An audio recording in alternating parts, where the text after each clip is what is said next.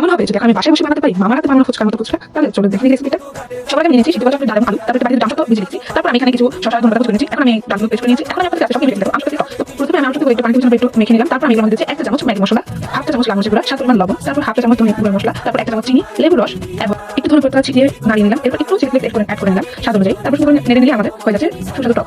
তারপর আমাদের যে পেস্ট করা ডাল ছিল সেই ডালগুলোর মধ্যে আমি দিয়ে দিচ্ছি 1/2 চা চামচ লাল মরিচের গুঁড়া, তারপর একটা পেঁয়াজ কুচি, তারপর 1/2 চা চামচ চিলি ফ্লেক্স, সবগুলো সুন্দর করে দিয়ে দিচ্ছি, তারপর দিয়ে দেবো কিছু পরিমাণ শসা, তারপর দিয়ে দেবো ধনে পাতা কুচি, তারপর দিয়ে দিচ্ছি একটু কাঁচামরিচ, একটা কাঁচামরিচ, তারপর স্বাদ অনুযায়ী লবণ, 1 চা চামচ ম্যাগি মশলা, তারপর আমি একটু স্বাদটা বাড়ানোর জন্য 3 চা চামচ বা 4 চা চামচ দিয়ে দিচ্ছি টক, আমার বানানো টকটা, তারপর সুন্দর করে মিক্স করে নিলাম।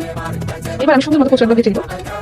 আমার ফুচকা রেসিপিটা আপনাদের কেমন লেগেছে সেটা অবশ্যই আমাকে কমেন্ট করে জানাবেন। ইতিমধ্যে আমার সবগুলো ফুচকা ভাজা শেষ হয়ে গেছে, তো দেখতে পাচ্ছেন আমার ফুচকাগুলো রেডি হয়ে গেছে, মানে ভাজা শেষ হয়ে গেছে, আর এখানে আমার পেস্ট রেডি আছে, টক রেডি আছে, এখন আমি এগুলোকে ফিল করে দেবো।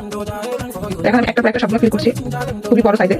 এই ফুচকা স্বাদটাকে আর বাড়ানোর জন্য আমি ডিম দিয়ে সিদ্ধ ডিম দিয়ে আমি ডেকোরেট করে নিলাম। এটা ফুচকা রেডি।